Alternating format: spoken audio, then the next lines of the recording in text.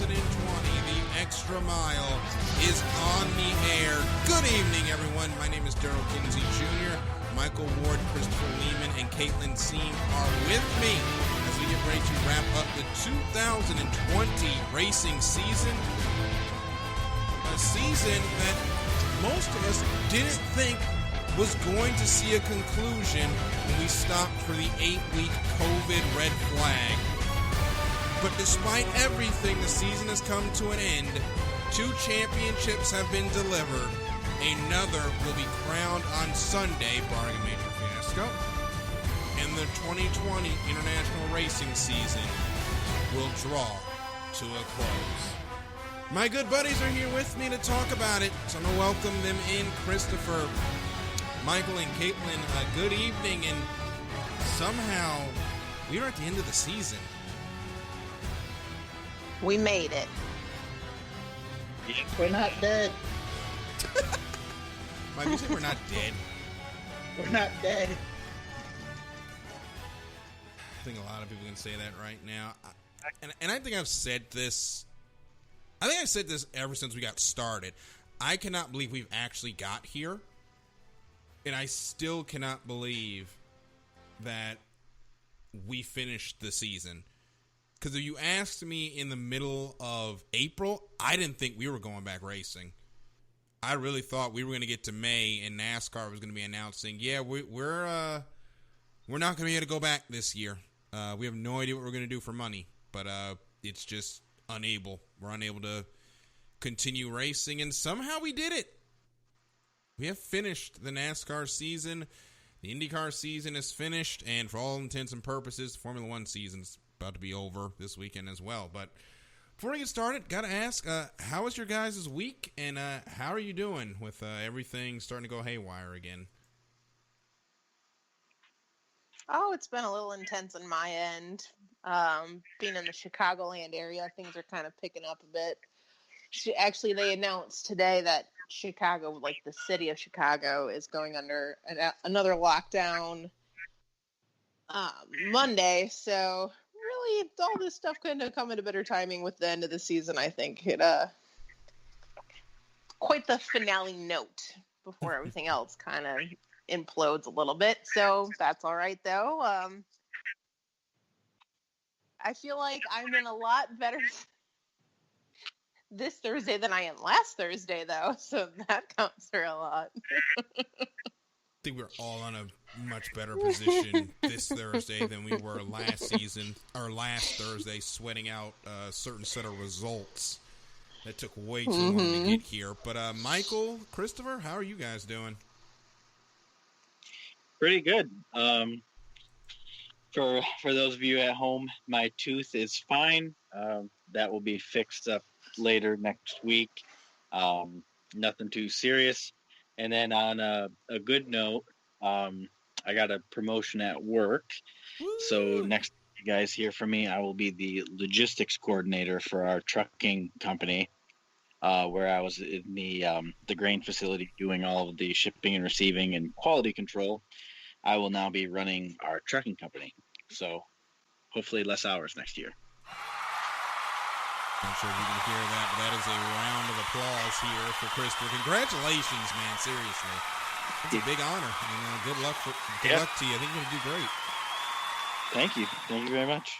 You're welcome. And Michael, you're over there in Virginia. I know you got some stuff working on as well. How's your week been? Oh, I've been existing. Really? It's better than non-existing. Exactly. So with that, oh, go ahead, Michael. Sorry. No, I was just agreeing. Yep. What about you, Daryl? I'm doing really well. I was playing amateur political reporter for my family this week, or last week, basically from Tuesday until Saturday, and I think everybody that's listening knows I'm in a master's degree program for multi-platform journalism. And as much as I don't want to be a political reporter, this time is terribly fascinating for political news, where you seeing where, everybody's votes are coming from and who's voting how. And how things change over the last couple of days or over the entire week. It's basically the political Super Bowl, presidential election. We all know who won by now. I think a lot of us are happy. Some of us aren't, but it is what it is. We're not going to go that far into it because this is a racing show, obviously. But I will say that definitely sleeping a lot better today than I was probably 4 years ago, and we'll leave it at that. So let's get into what we really want to talk about, and that is the end of the season. And we're going to start with the NASCAR championship race at Phoenix, ending the season on a high note at the Phoenix International Raceway. It's not ISM anymore. We had the championship races in all three categories, and the first two races were decided by green, white, checker finishes. And then we get to the Cup Series race on Sunday, and Chase Elliott just kind of pulls out the bat during the third stage and just eliminates everybody, leads a race-high 153 laps. He wins the race. He is the champion. And, Christopher, it really felt like a changing of the guard. Jimmy Johnson, his last race. Clint Boyer, his last race. And Chase Elliott wins his fifth race of the year and picks up his first ever NASCAR Cup Series championship. Yeah, I think the storyline that we're going to get out of this, Jimmy Johnson's final ride, Chase Elliott's first championship. You saw that moment on the front stretch when Jimmy and Chase were parked next to each other. They gave each other the fist bump through the window.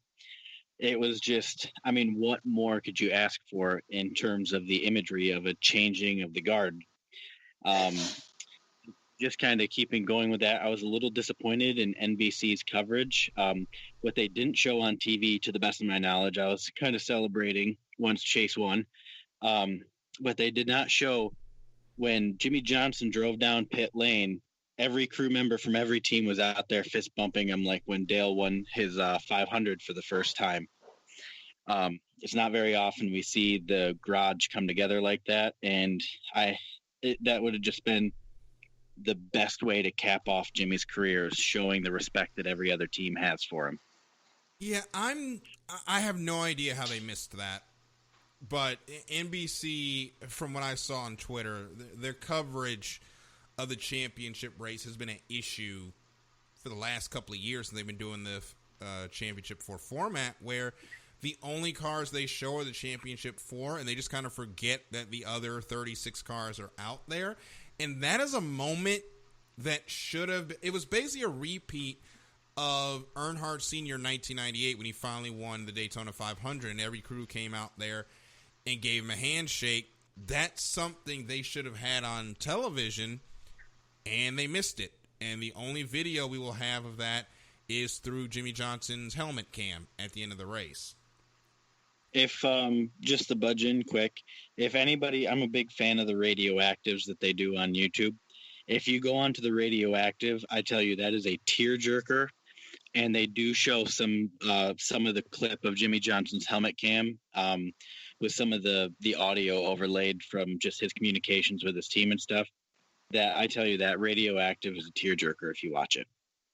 Yeah, I definitely need to go check out the radioactive. But Michael, we had one championship winner, and we got 3 drivers that are sad, and one of those yet again is one Denny Hamlin. Last year, it was a piece of tape that took him down. This year, he just didn't have the speed. Denny Hamlin's the bridesmaid once again. What are your thoughts?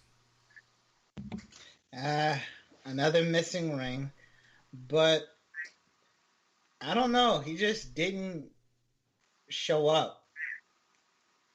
That's all I have to say. I guess he just didn't show up.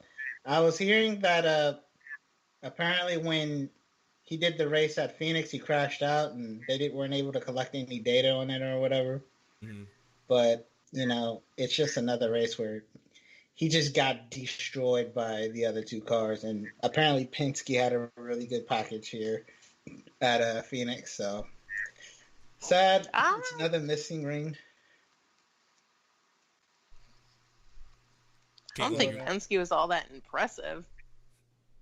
Like, Joey Logano had his moment, but what happened to the whole good old Keselowski and his Richmond car, and we're going to tie this one up in a bow and bring it to Phoenix. And everybody was scared of him. And I'm sorry, where was he at? Yeah, Keselowski led all 16 struggling laps. in the pits. That's right. Yeah. I mean, just to build off that, we heard in the pre-show that Chase Elliott and Denny Hamlin had brand new cars, whereas the two Ford cars were coming in as old cars. And I don't want to say that that's troubling for Gibbs going forward, but they really, really metaphorically crapped the bed with that car that they brought for Denny. Yeah, that car did not perform at all. To be honest with you, they couldn't really have. I'm sorry. Go ahead. I was just saying, out of a brand new car, that somebody's got to be upset over that. Yeah, you can't bring a brand new car and finish that poorly. Go ahead, Michael. Yeah, and the thing about it is they couldn't use a used car because, like I said, they crashed that one in Phoenix apparently. Yeah. Now teams can't switch cars between teams, correct? So like they couldn't just walk over to the 18 side of things and grab one of their chassis, right? I think they could. I don't think there's really a rule on using somebody else's else's I don't think there's a rule against that. It's just take the 18, paint the 11 over it. Yeah, that you just wrap it with an 11 and move on. Now that I think of that, I have an idea. Okay, what? Hear me out here. Oh, here we go. All right. Let's say all the teams have opposite sponsors. That would be such a headache. That'd be such a headache. I'm not even going to lie to you. So opposite how? Like Chase Elliott's Hooters becomes like Napa has the Exalta. Oh, okay. I thought we were going to see like Chase Elliott in a Hooters car, but it's actually the Nuns or something. Yeah, I don't know. I just think that it'll be an eyesore, but I think it'll be interesting. Speaking of sponsors, quick though, there is one we forgot to mention, Daryl. Mm-hmm. That's another app company. Oh yeah, that would be our sponsor, another app company, and their sponsor, and their app Meme Me. You want to check them out? All their great apps. They make their favorite apps, put them out for all of you. So make sure to check them out on the Play Store, or of course, as well, coming soon to the Apple App Store as well. You want to check them out, especially Meme Me. You want to make some memes with your friends and put those together. You can put those out. It makes it very easy to share with your friends. Actually take a picture right from the app and use it. Definitely be something I'm going to incorporate for 2020 or 2021. 2020 is almost ending. Thank God. Incorporate 2021 for after these races, especially some of these more chaotic races that we have. So check out the Meme Me app from another app company. And thank you so much to Meme Me for sponsoring the Extra Mile and IE Sports Radio. And usually I'm more combobulated with those, but today is just one of those days. Thank you, 2020. Anyway, as we continue, I want to swing back to Caitlin. Denny Hamlin is slowly starting to earn the modern-day Mark Martin trope, where he's a great driver but just could never win the championship. And right now he's got 3 Daytona 500s. He's got a boatload of wins. He's been in this championship getting to the final race with a chance of winning it several times. He still has not got it done. The question now becomes, with a lot more good racing behind him than in front of him, is Denny Hamlin going to bring home one of these championship trophies, or is he just destined to be this generation's Mark Martin, where you talk about him where he was really, really good, but he just never won the championship? Yeah, I think it's definitely looking that way. I think prior to some announcements happening this year, I would have thought that he might be just in the same boat with that chance to fight next year. It's so hard to say, though, with you have all this, talent coming through and people are getting better and becoming more competitive. But in my mindset, I think part of my question going forward for him is going to be, though, now that he is going to be the part owner of a different team, how is this going to change his mindset and his focus? Is he going to be able to 100% focus on his game now if he's also concerned about his own team? Like, you'd think that, I mean, yeah, obviously Gibbs is like chill with it because he got away with, going in on this team with Michael Jordan. But you kind of have to wonder how much of it's going to take his attention away. As somebody who worked on a race team, I can say that there is a lot that goes into it, and there's a lot of details. And I could see when, because I worked for a team that was also a driver for, because he owned it, like, you can see where some of it kind of interferes because you have to have your headspace in multiple slots at the same time. And you kind of have to think, even in the race car, you're not just thinking like a driver, you're thinking like a team owner. So I'm kind of curious to see if that affects him going forward, because I think Jimmy Johnson is kind of a reminder that there is kind of an age at what point, like at a point where it kind of draws a line. It's like that in any sport, though. In football and basketball, like you have an age cap, and all of a sudden you are the veteran. And then, yes, you can still be competitive, but that doesn't mean you're competitive enough to win, because there's usually some young guns who will take risks that you necessarily won't anymore. And so I think that we'll still see him competitive, but will he get the championship at this point? I wouldn't be putting my money on it. And not to mention, there is a cliff. I think we all know that, and we've saw that with Jimmy Johnson. You're running good, bye. Like, it is not. It's not a gradual transition. I mean, I think we're seeing that with Kyle Busch right now. He ran so good, won the championship last year.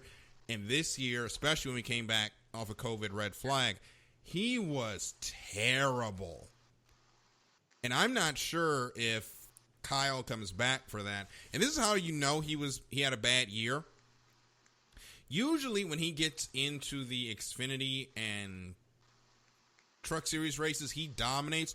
He did not have one of those dominant performances in those trucks or the Xfinity car that we're used to seeing. And I really think we're coming to the end of the Kyle Busch reign as well in NASCAR. Yeah, I would agree. And I don't know if you guys happen to see it today, but Riley Herbst is out of the Xfinity program for Joe Gibbs, and Daniel Hemrick is now in. So, I mean, what are your guys' thoughts on that? Is he going to be the next guy to move up to a Cup team or to the Cup team?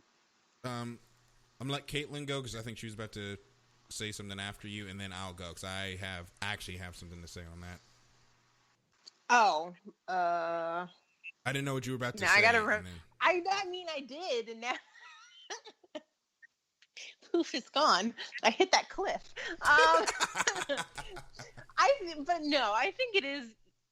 I don't know if Kyle Busch necessarily will pull a Denny. I can see Kyle winning it before Denny. I think, yes, he had a weird year, but part of it is, and I think it's something to look at, is it's how much is the driver and how much of it is the team, because Toyotas as a whole really did struggle this year. I mean, if you think about it, it's almost to the effect that the last few years have been with Hendrick. Like, to me, that was the first thought I had when Chase won. I was like, well, at least Hendricks has this monkey off of his back, because they've been struggling so much to win, let alone become a championship contender for a few years now. You can even go back on episodes on this show from the last couple of seasons of, is Hendrick done? Are they coming back? Are they going to get an upswing? Because they were doing so poorly.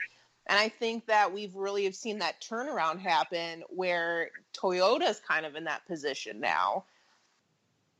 So I think that's something to keep in mind with it too, is that, Chevy looked a lot stronger this year than they have in a while.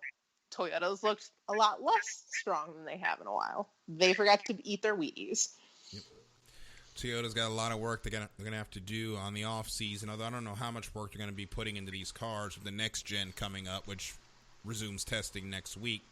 But to Christopher's point on Riley Herbst, Riley's got to win to prove that he can, advance to the next series. he hasn't proven that he can do that yet in Xfinity. He's been close this year. He's had more run-ins with Noah Gragson than he has had race wins, obviously, as those two don't like each other right now. But I think if Herbst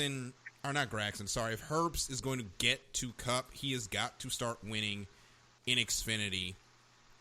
And it's going to be a little bit more wide open in Xfinity with not Austin Cindric, but Chase Briscoe, even though he didn't win the championship, moving up into Cup next season. So I think Riley, if he wants to get to Cup, he's got to start winning. And I think he's got to start winning next season in a Ford that had won the championship for contenders. There's not going to be an excuse if he doesn't run well next season. I mean, unless somebody shows up with a lot of money. Yeah. I mean, he's got monster money with him, but who knows? So as we go into 2021, Taryn in the chat actually asked whether or not we thought Chase Elliott, was our champion going in. And honestly, I did not have Chase Elliott as my champion. I know I usually don't make the picks until we get through the first quarter of the season where we can see the hierarchy, because it is really hyperbole try and pick a champion out of a 36 race season before we've even turned one lap. Did we do those this year? I think we did way too early predictions, but I can't even remember. That feels like 2,000 years in the past, the way things are. No kidding. Yay, I said it right. Yeah, I don't even remember what I said.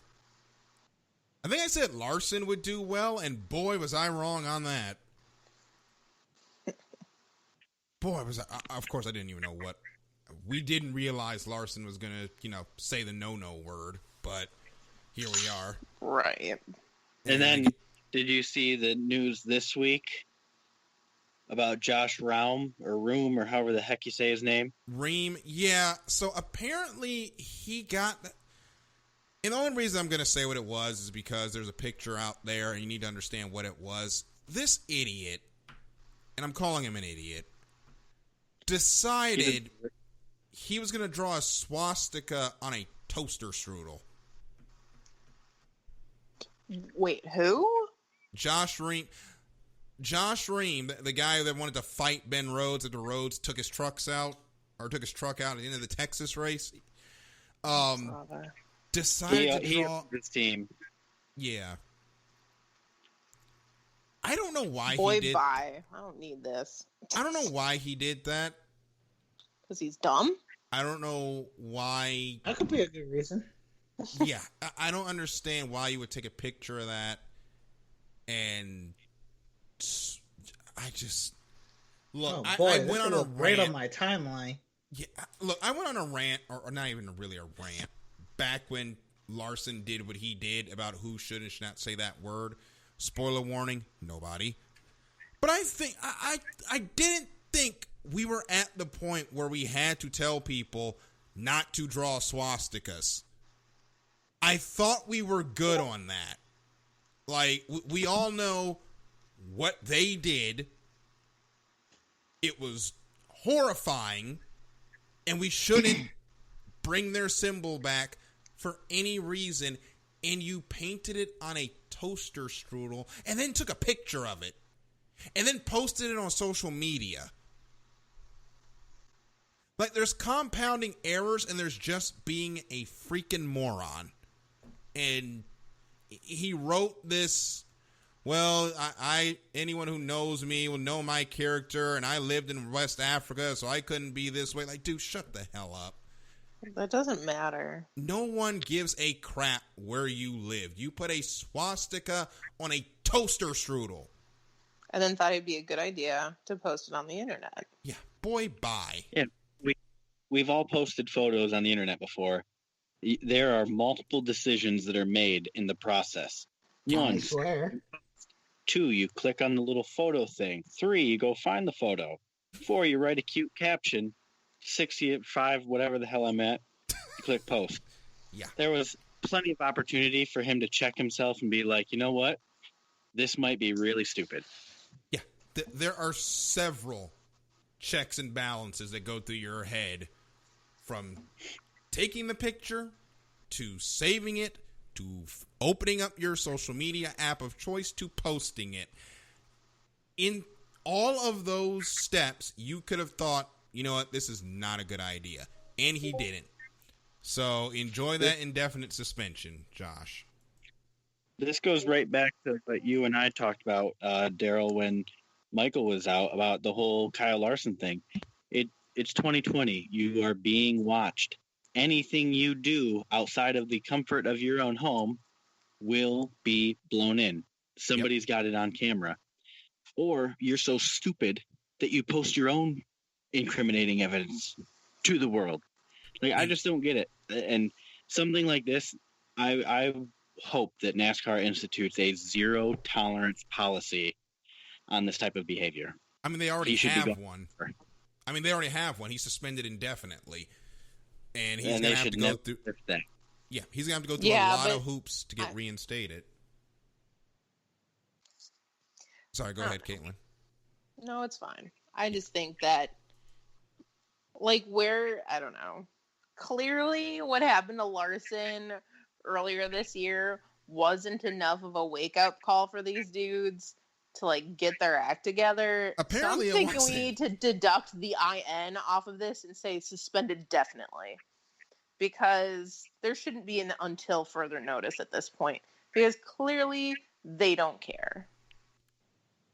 That frustrates me. I mean, I'm just saying, if literally one of the biggest names in NASCAR this year lost his job. Yep. Which part of this goes, you know what? I should do this too, because I'm definitely sure that the same thing won't happen to me, even though I'm a little peon that nobody actually knows about. As frustrated as I would be by this is like that no-name truck driver dude, whoever, with his old thing about, you know, being mad about the Confederate flag. Oh, Ray Ciccarelli. Nobody knew who he was. Yeah. Not Kyle Weatherman, but no, Ray Ciccarelli. I have a personal relationship with him, which made that a lot harder when that all went down. I think I've told this story before. I actually did a profile for a class that I'm in on Ray Ciccarelli. I met him at Pocono last season, you know, shared some barbecue. It was really freaking good. But, God, I did not see that relationship deteriorating as fast as it did. And to your point, Caitlin, and I mentioned that I'd be frustrated by it only because it shouldn't take somebody eating a lifetime ban for y'all to understand that drawing swastikas on anything is not something you should be doing. We're all adults. Like, am I wrong for saying that? We're all adults here. Why does it take someone having to, and it probably is, you know, Mike Wallace, remember, he did dumb stuff too. His was so bad, we still haven't seen it, which means his was extra out there. Because NASCAR won't say it, and nobody has a screenshot. And the screenshots that they shared, NASCAR was like, yeah, no, that's not why we suspended him. Which begs the question, what it might do to get indefinitely suspended. So, it shouldn't take us having to lifetime ban someone to tell you, be a decent person. And that's what all this comes down to. Be a decent person. I think all our parents have drilled that into us. And I don't understand why in 2020 we're still here, and we're still here with this sport.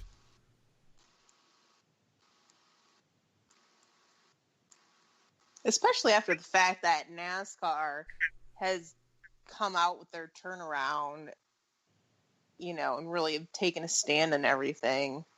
Mm-hmm. You think at that point, too, it's another friendly reminder that they're like, hey, we have drawn a line in the sand and we're on the good side of this. So get your act together. And it's still not working.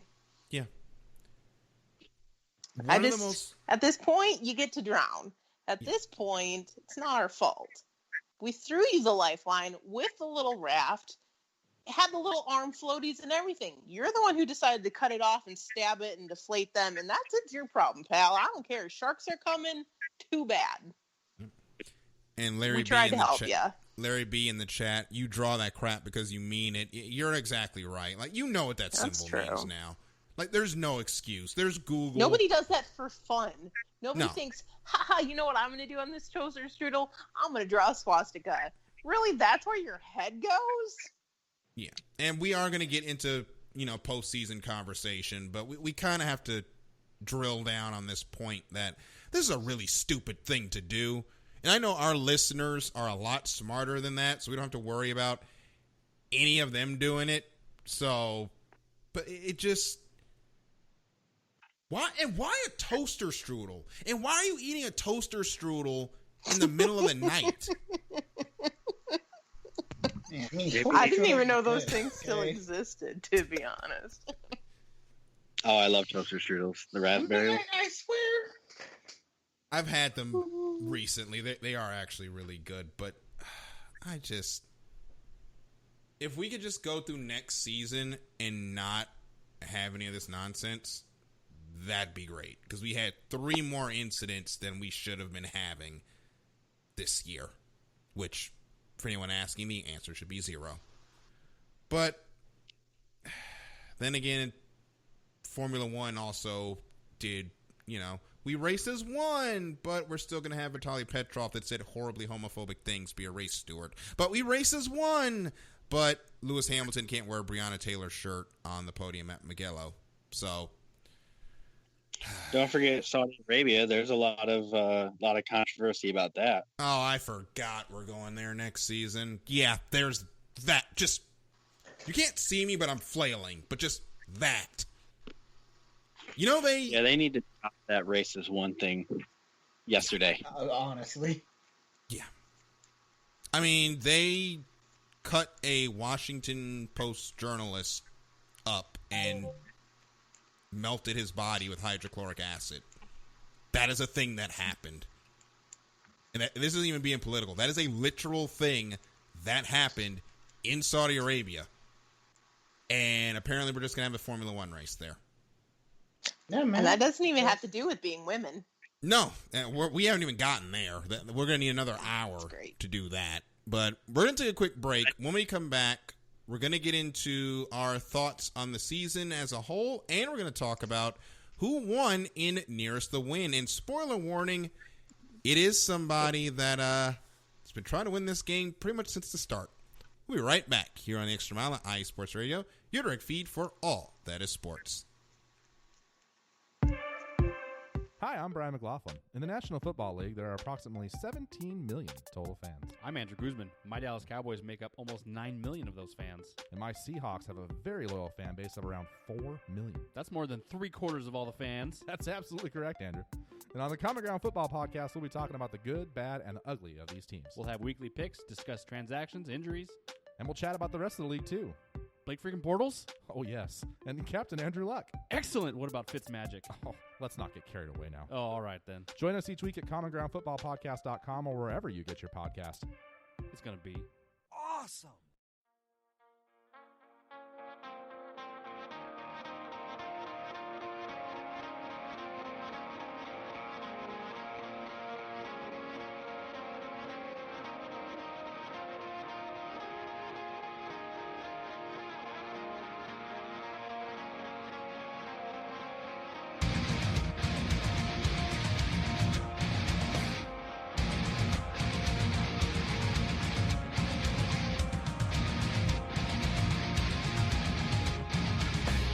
Hey sports fans, do you like wine?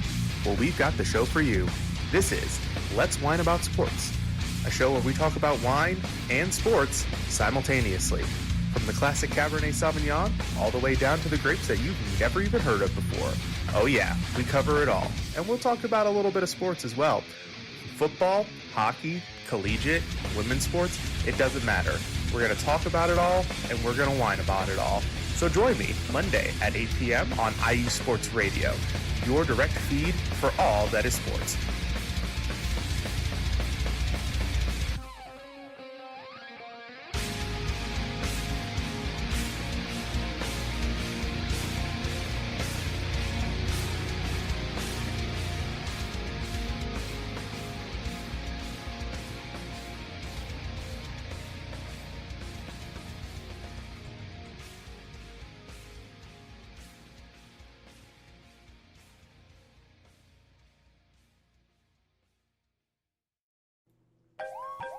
Hey, what's going on, everybody? Vince Wright, the sports governor from the great state of Minnesota, and I want to thank you for listening to Sports Done Right. Make sure you're checking us out on all of our platforms, whether it's Spreaker.com, XSquadAffiliates.com. We're also heard on the Stewart Media and Entertainment Network, so keep it tuned here. More great things coming from Sports Done Right. Lopan, they didn't even want you. Heck, they didn't even want me. But you know what? Right about now, they have no choice. Looking for the real sports talk? Talk that's for us, the people? Look no further. The Wait a Minute Show, a prime time sports comedy cocktail that tucks you in at night.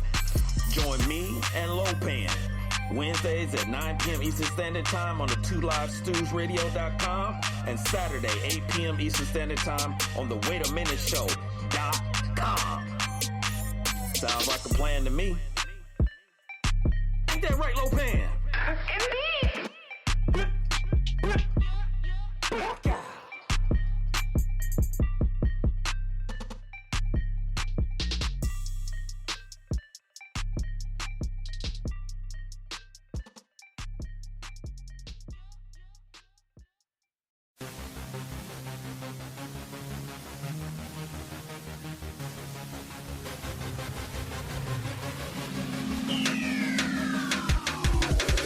What's up, everybody? This is Taryn Rodriguez. Are you a fan of volleyball? Are you a fan of Thunderous Spikes? Then I have the show for you, Set Point, where I cover NCAA men's and women's volleyball, high school boys and girls volleyball, beach volleyball, and even professional volleyball. Catch the action every week here on IE Sports Radio, your direct feed for all that is sports. Yes, it is, T. That is your drop. And check out Set Point, an incredible show about the sport of volleyball. Definitely be checking that out now that I have a lot more time, that the off-season is upon us as we are back doing the extra mile on iSports Radio, your direct feed for all that is sports. And now for the next 20 minutes, it's just going to be us really just shooting the breeze, a salutation to the 2020 racing season, a season like no other. And I will start this conversation back really with the big thing that has surrounded us, COVID-19. I remember the week before we had a program, and I said, it's going to be really weird next week if everything is shut down and we don't race. The next Thursday, everything just shuts down. Yeah, it's like the whole world stood still. Yeah, we had a really hard time figuring out what to talk about. Actually, I wasn't even here, so. I mean, you're right. I mean, we really did. That was really the genius for the. That was funny. That was the genius for the COVID red flag interview series we had, because it's like, oh crap, we have literally nothing to talk about for the next 8 weeks. I feel like what we are made we the gonna best do? of it, honestly. Yeah, we with did, those. honestly. We had some Little good interviews. interviews. We had some great interviews during that time. Stingray Robb was with us. Mike Harmon. Amber Rutch Wait, you was guys with talked us. to Mike Harmon? Ruck, sorry. Yeah, the first one was with Mike Harmon. Amber Ruck was with us. Jeb Burton, Quinn missed that Howell. one. I kind of wanted to talk to Mike Harmon. Yeah. Stingray was Robb a was good also with us. I want to thank everybody that was with us for that interview series. I also liked the toilet paper challenge that we came up with. Oh, man. Nika Carter was also on that one as well. That was a lot of fun learning about that racing series that she's a part of, which is really interesting with how that one runs, because it's more like a Forza type racing festival. And of course, the name is blanking on me now. I'll figure it out and tweet it out later, though. But Wasn't her name Roger Amber? Caruth. no, Amber was also one. Amber Balsa or Bal. I'm gonna mess up her last name, but We had Jeb Burton. Jeb Burton, Raja Jeb Caruth from this area, who won his first late model race not too long ago. So congratulations, Raja. We had a lot of great. You can go Our back and hockey listen. player. Yep. That was, I think, I think that was Kaminsky that we talked to. Either that or no, that was Stingray Rob. I'm sorry. So you really want to go back and listen to those. Those are up on Spreaker, the COVID Red Flag series. I'm looking at it right now. I think all of them are up. No, they're not. Oh, wait, no, I have to hit more. Sorry, they changed the website here. NASCAR Gets It Right. We know what that was about. Yeah, all the COVID Red Flags are up. So we had Bailey Curry, we had Blake Reynolds, and Bill Lester. Unfortunately, that was during, that whole mess. Colin Kaminsky was with us as well. He was the hockey player. Robbie Fast was with us, the spotter for Scott Dixon. We got to talk to him. Got to talk to Raja as well. Also got to talk to Mike Harmon. Quinn Houff. Yep, that was a really good one. We had Jed Burton and Amber Ruck on the same day, which was really fun. Amber absolutely won our toilet paper challenge, by the way. Angela. Yeah, Angela. Was Angela interview before or after all the social media stuff? That was after. Yeah, that was after the Barstool, whatever that was. I remember debacle. That because just to bring y'all behind the scenes, they were on us in the days leading up to that interview after all that nonsense had gone down. So that one was a little touch and go, but it was a lot of fun getting to talk to her. And then she absolutely just obliterates everyone in the "Did you have enough TP challenge?" where she's like, yeah, we've got they got like these $5,000 heated seat toilets or $6,000 heated seat toilets with the bidet and like an iPad in it as well. I'm like, oh, okay, you win. They don't have toilet paper. No. Because they don't need it. They have the 3 seashells. Sorry, say that again. Said the 3 seashells? Yeah, basically. No one sees Demolition Man? I have not, actually. Oh. Okay. Disregard. I'm going to have to go watch that movie now to figure out that reference. But no, they've got like the super deluxe toilets that I didn't even know I needed or wanted. Or that existed. That too. I've never felt so poor in my life. Never had a toilet call me poor before, but that's basically what that was. T, that's fun. We had a lot of fun with that question. I mean, that was the big thing around that time, is people kept taking on the dang toilet paper. We also got to talk to Mike Harmon and got to hear his side of the story of that horrific accident in 2002 at Bristol. And I think the funny part about that was he wasn't mad, or he really wasn't upset. He was really more mad that he lost a brand new race car.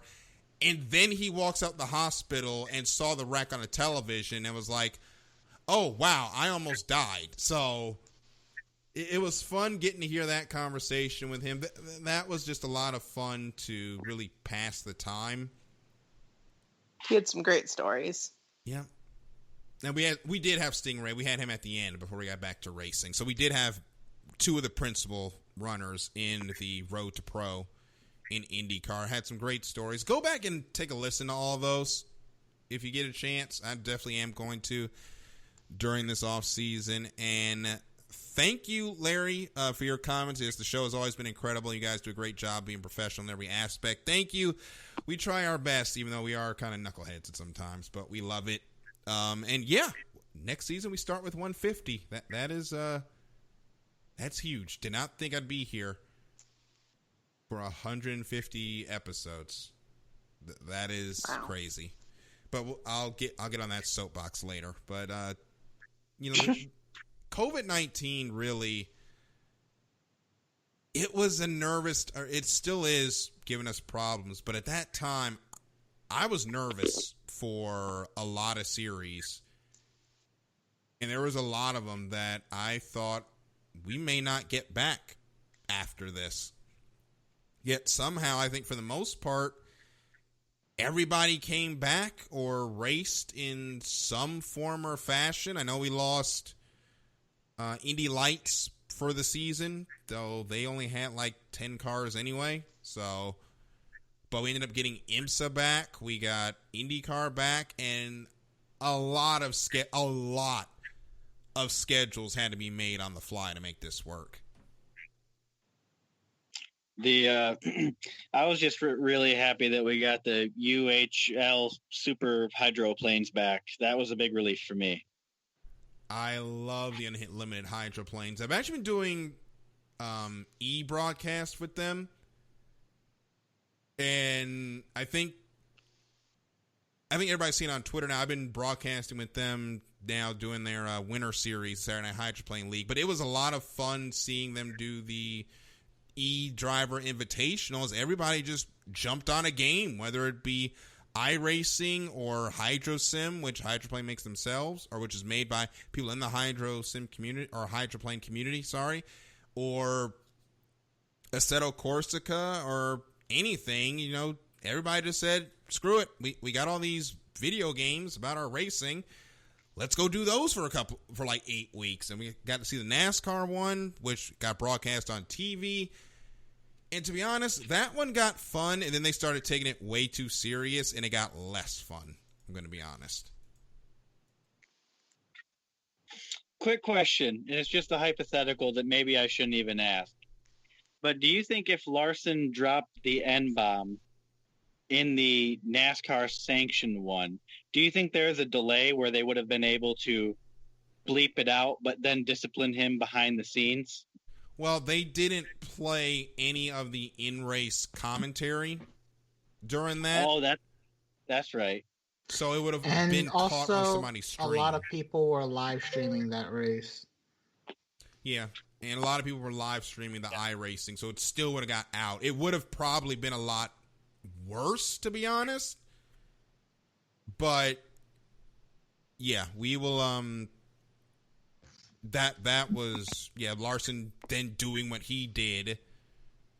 And this was really a reckoning for NASCAR for a lot of things this season. I'll start with them. They had to face COVID, which means, there's a lot of business stuff that had to change. And then the social revolution we saw in the sport really starting with the Larson thing, and then going into what happened with George Floyd, and them actually taking a knee at Atlanta and getting rid of the Confederate flag, which no one saw coming, and then the noose thing, which was a noose, you people. So we're going to go with that.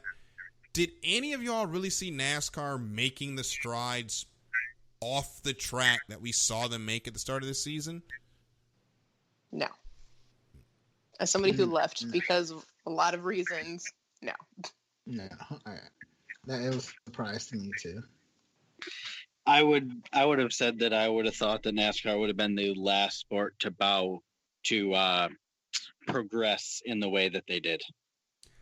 I didn't see it coming either, and I really think Bubba Wallace is the main reason why that happened, because he got on CNN and was like, yeah, we need to get rid of that flag. So he kind of laid down the gauntlet on national television, and it kind of forced NASCAR to go in the direction that it needed to go. And Bubba ate a lot, and I mean a lot of flack for that, and is still eating it now. But I don't think he cares.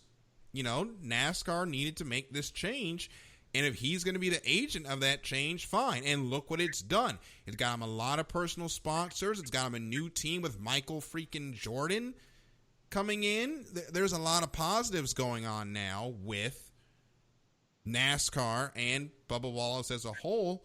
Now we just got to see if he can do the thing on the track, which I think he will be able to once they get that team running. But it's not going to be next year, obviously. But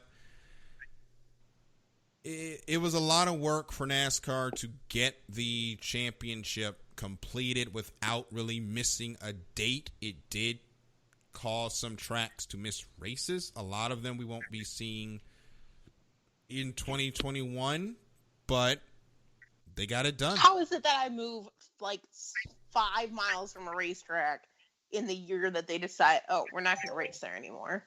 It's rude. That's what it is. It's rude. That's just bad luck for you, Caitlin. Jeez, no kidding. So a lot of us here in upstate New York, we were kind of worried about Watkins Glen after them not going this year. And with all the contracts being up, there was definitely some talk about how worried the local economy and stuff was without that race coming in. I don't see them not going to Watkins Glen. That's one of the great little track. It's great racing, and it's one of the signature road courses. I don't see them not going there. But that was a fun one to go to. And we go to IndyCar. Yeah. Oh, go ahead. I was just going to say TV. I feel like TV money is what, like with football, TV money does all the scheduling more or less in terms of primetime stuff. And I was just, people up here were just kind of worried about especially with you substitute Watkins Glen with the Daytona road course, something that Twitter has been crying for years. And then they give it to them, we were just kind of like, okay, are they going to switch out our date for the road course at Daytona? That's kind of more like where some of us up in this area were. Yeah, but thankfully they kept him. We'll switch to IndyCar real quick, or we'll switch to IndyCar. Scott Dixon is starting to climb into the ranks of the greatest of all times in IndyCar, and he absolutely dominated this season. But on the other side of that, Alexander Rossi had the worst season for a championship contender I think I have ever seen. Literally nothing went right for him all year. Someone went to New Orleans on the off season and got a voodoo doll. I'm just saying. He pulled the Kyle Busch this year.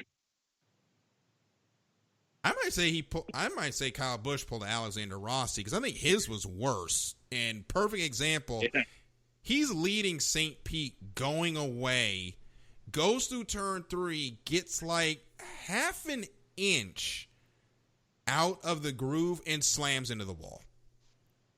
Like, really? Really? I'm telling you, somebody's really good at needle poking. Larry B called him the Lions, and I'm like, I don't even know. Let's not talk about Road America where he literally hit a sign and the sign like stuck on his wing. Speaking of which, can we talk about the hilarious moment that happened? What was it in the last race for Formula One when dude was warming up his tires and wrecked? Poor George Russell. He was in a point scoring position too. Let's not talk about that. Poor Russell. Like, I think I rewound that like 18 times. He didn't. I haven't seen it yet. I need to go and find it. But it's beautiful. He literally like hard lefts it. Just kudoosh. I'm pretty sure I did that in F1 2020 at some point. Wasn't paying attention. Yes. Boom! Oh, well, let me use a flashback. But that's just like the mechanical, like the remote race cars that were out on the track. And the one dude like wrecks it right like in the beginning. Just the robo race. Yeah, that was. I mean, Daryl, at least the AI didn't brake check you in F1 2020 like they did me. Yeah, robo race is a thing. And Christopher, it's 8:54. I know you're trying to collect something important. Yeah, trying to get a PlayStation 5, and I know that goes in 5 minutes. So we're gonna let you go off and hopefully get in line. Let us know how that goes. Right, snag Michael one as well. I was like, snag me one. I didn't even know we were on a 5. There's a PlayStation 5. Yeah. So they're doing the. Caitlin doesn't know there's a PlayStation 5. Oh, gee. They're doing the pre-orders on Walmart tonight, and they've been doing them every 3 hours, and this is the last one. So I got like everybody I work with, they're all on right now, everybody's getting in line for me to try to get it. So. Hopefully. Hardcore. Yep. Yeah. I mean, if I don't get it tonight, it probably won't be this year. So. But yes, Caitlin, there's a 5. Yeah, there is. Well, Christopher, good luck on that. What Xbox are we on? Like 7? Oh God! Don't No, even they get started stopped with the bring 'em. Xbox naming. Just the Xbox Series X. Oh, they're on 10 now. Okay. Yeah. Kinda.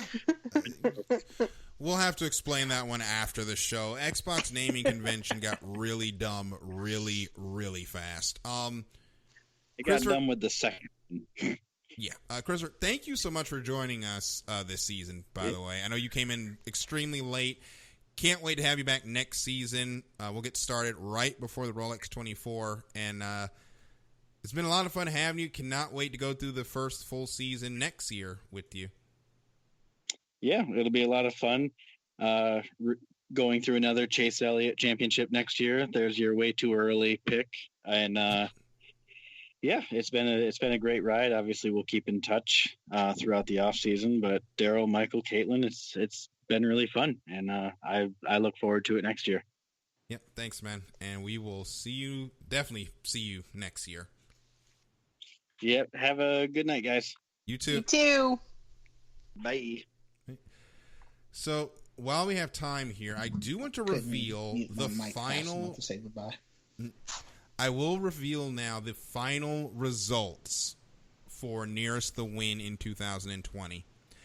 Caitlin brings up the rear, tied with Larry B on 5 points to end the season. I would like to make a note that I haven't played for the majority of the darn season, okay? I let you have this one. I took off my little crown. I spit shined it for you. I, stitched up the little snag on the sash so it was all ready to go, okay? Lita had 7 points. I forfeited this crap before I even started. It sounds like Caitlin can't take an L. Sounds like somebody else we know. Anyway. Oh, man. I had to. Anyway, Lita had 7 points. Nah, you did not. Chris in his debut. You did not just say that. I did. Chris in his debut had 12 points. Michael, you had 23. Seth had 30. Our USRN broadcast partner, Matthew Owens, had 33. Seth obviously also on USRN. Collins had 36 points in third, tied with Matthew White. And the winner in Nearest the Win on 43 points, this guy, Daryl, gets his first championship in Nearest the Win. You're welcome. Thank you. Oh my God. I've been trying to win this thing Hey, since I had to started. get in a good laugh while we can, right? Yeah. Hey, I've been trying to win this thing every year since we've been doing it, and I'm happy to have finally won one of these with some of just the terabad picks that I had. Just awful luck with some of my picks over the years, and finally the Nearest the Win curse is real. Yep. 17, 18, I think 4 seasons, because we started in 2017 and then 18, 19, and now this year, so 4.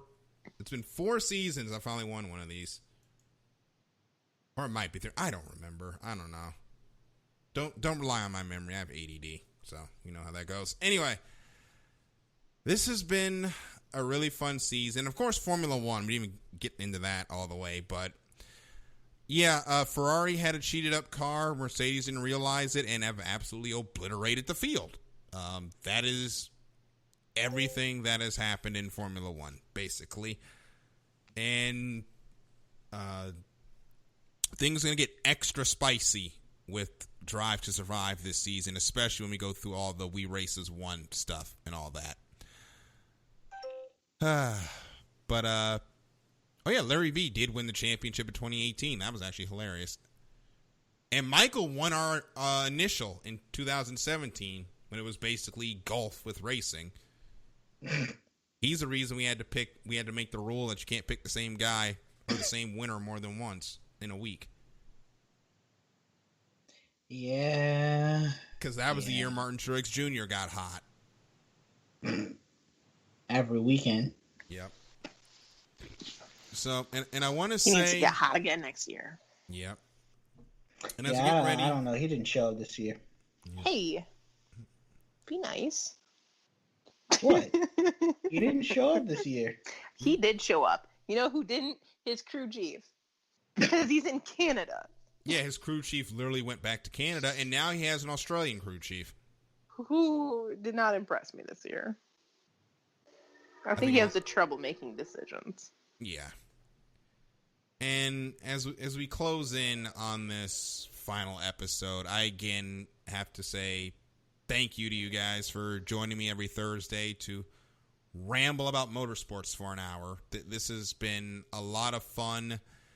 This was one of the most entertaining, most emotionally draining, and most exhilarating season of motorsports I think we've been through for a multitude of factors. I know, Caitlin, you're now with us more recurring than on a week-to-week basis, but thank you so much for being with us. We'll definitely have you around more in 2021 when we can. Michael, had some time away. Now you're back with us basically on a regular basis. Thank you to Lita. I don't know if she's listening, but thank you for being there. Definitely going to have her around try to have her there, have her around on a more semi-annual basis, although she's busy with all her fantastic writing stuff, which congratulations again to that. And I really like doing this with y'all. I